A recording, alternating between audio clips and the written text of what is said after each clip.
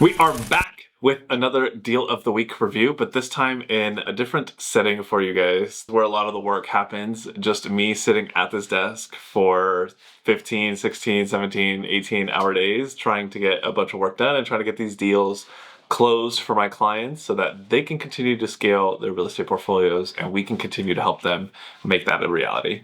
Now, this one is a little cool because it's nothing super crazy, but it's the way that deals can happen when you're in the early stages of building out your real estate portfolio. And I always recommend that we keep it as simple as possible in the early stages of building your portfolio for two reasons. One, we want to make sure that we're saving you as much money out of pocket as possible by keeping the down payment as low as we can.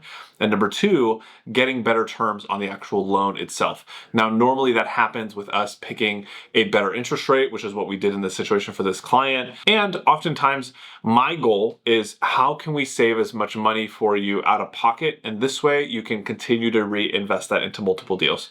If we think about it this way, you have one option where you can come in at, let's say, 10% down for a property versus another option where you're going to come in at 25% down. That 10% down program is going to leave you with an extra 15% down that you could have otherwise put into another deal. So if you don't have to put all of your money into one single property, why would you?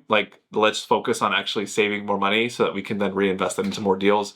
You could take that 25% and buy, 2 or 3 properties in a different market as opposed to just dumping one amount of money. It's actually something I really wish that I would have taken the advice of myself, talking to myself from when I purchased my condo in Miami, Florida back in 2021. And the main reason why was because I ended up having to come in with like a 30% down payment in order to close with the kind of loan program that I was doing. It was just not ideal, like the condo building and the program. And so I wish that I would have been able to save more money out of pocket and not have to come in with such a large, down payment in order to close. It's one of those things that it is what it is. And now that's why I give the advice that I give in saying, if we can save you more money, then let's save you more money. So jumping into the deal, this client's purchasing a short-term rental in the state of Texas. And it's cool because you guys will get to see that price points can be lower. You don't have to purchase something that is insanely priced in order to be able to make money. Purchase price on this deal is $400,000. We did a 15% down payment on a conventional loan. Now, because we did 15% down, this loan was classified as an investment property for our client. The key when we get to use an investment loan is that we're actually using projected income. So the money that the property that you're buying, whatever it's going to be bringing in, we get to add that to your income, which in turn actually helps you qualify for more. That's actually the reason why this client was able to qualify for more. We were able to increase their pre-approval from $200,000 up to $400,000 simply by making this one adjustment. And so it's important that you guys understand why that loan program works specifically for you. In this situation, I wanted to do it that way. So 15% down ended up being $60,000 out of pocket for down payment. The loan amount on this is $340,000. The interest rate that we were able to secure for her was the interest rate that we were able to secure for this client was 7.375, which was phenomenal for the marketplace and where, most of the interest rates were higher than that when we actually went in and we locked in the pricing. Principal and interest payment. So this came out to $2,348.30.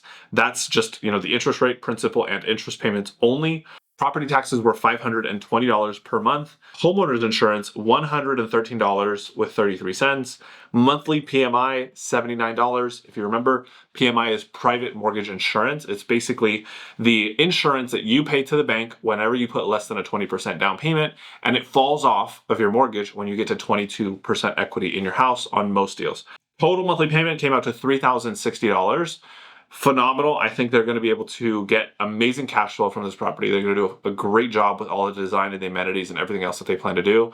But like I said, we want to keep it simple when we're in the early stages of building your real estate portfolio. This is my client's first investment property. Because we're in those early stages, we're going to use the programs that are lower down payments that don't have to be super complex for most of the individuals who are applying for a mortgage. you can probably qualify for conventional financing. You don't have to overcomplicate it. My biggest recommendation is for you to always use conventional financing first before we start to look at alternatives in order to be able to scale. I know people like talking a lot about DSCR loan programs and other types of non-conventional loans. I don't want you guys to get confused. I don't like to jump into crazy hoops with different loan programs that are going to be more money out of pocket for you. They're going to be higher interest rates. They're going to have worse terms.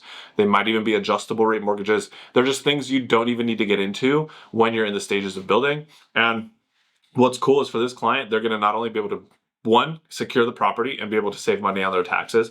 Two, they're going to self-manage the property, so they're going to learn the skills that they need as a landlord in order to be able to make things happen.